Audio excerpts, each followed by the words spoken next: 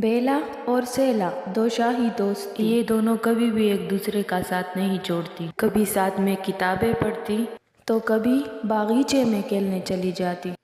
ایک دن یہ دونوں کسی خزانے کی تلاش میں جنگل کی طرف نکلی۔ دونوں ہنستے کھیلتے راستے میں جا رہی تھی، کبھی پھولوں سے کھیلتی تو کبھی کانٹوں سے گزرتی۔ ان کی دوستی بہت مضبوط تھی اور وہ ہاتھ تھامے جنگل کی پگڈنڈیوں پر پراعتماد قدموں سے چل رہی تھی۔